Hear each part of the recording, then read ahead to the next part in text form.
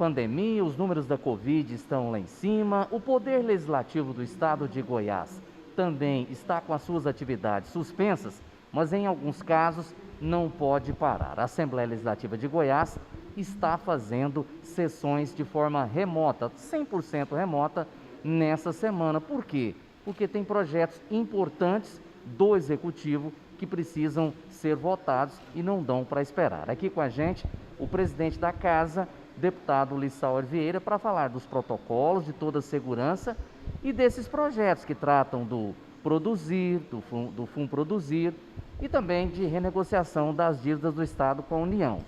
O momento é de precaução, mas também o Poder Legislativo tem um papel importante nas decisões que interferem no dia a dia do cidadão, não é, presidente?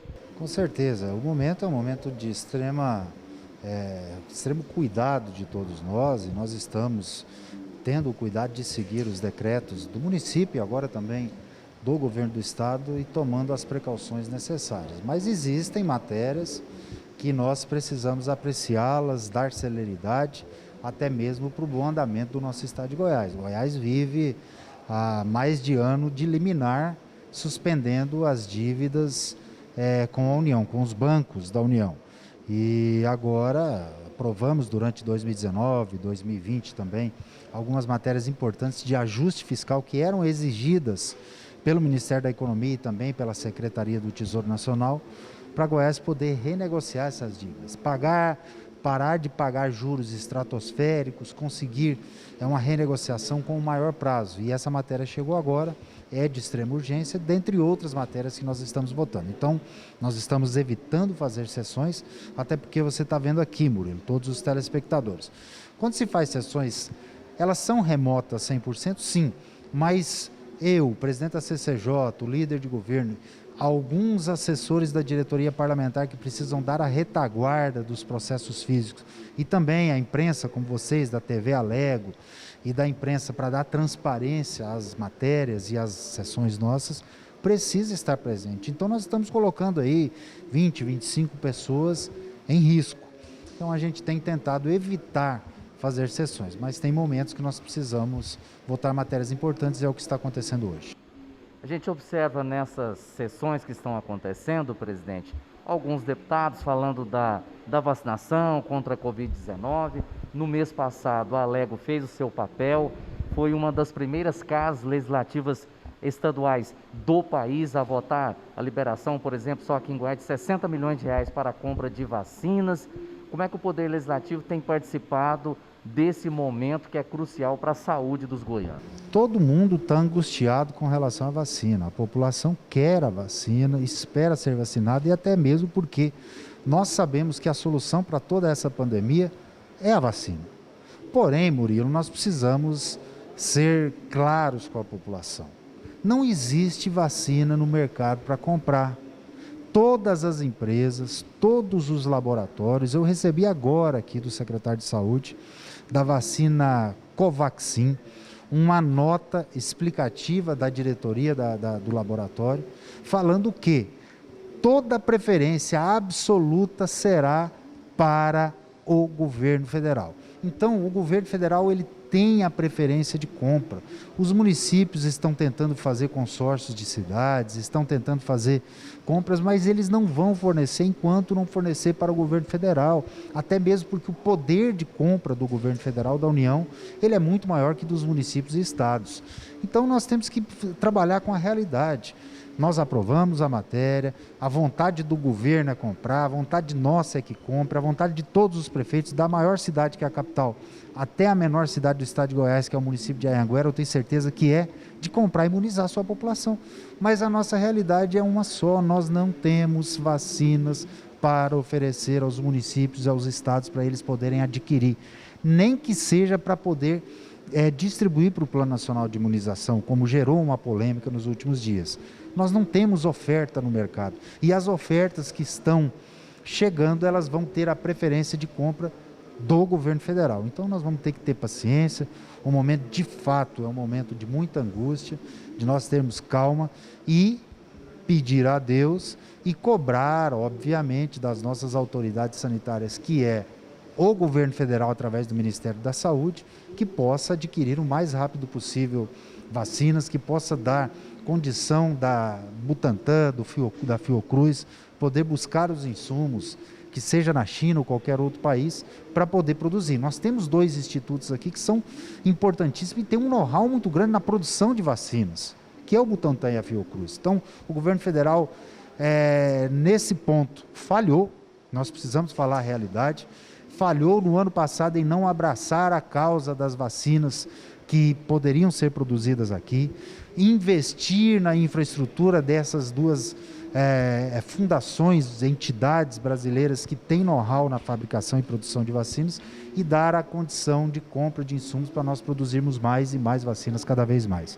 Agora, infelizmente, a corrida para a vacina está o mundo procurando e nós estamos ficando para trás. Mas creio eu que dentro dos 30, 40 dias as coisas começam e tendem a dar um pouquinho mais de celeridade no processo de vacinação da nossa população.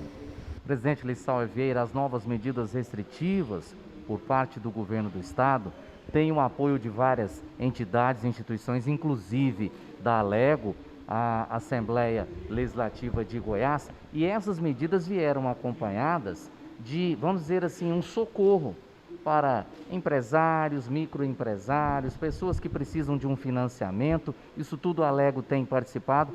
É um momento também que o poder público tem que dar esse incentivo para que também não haja um fator complicador lá na economia.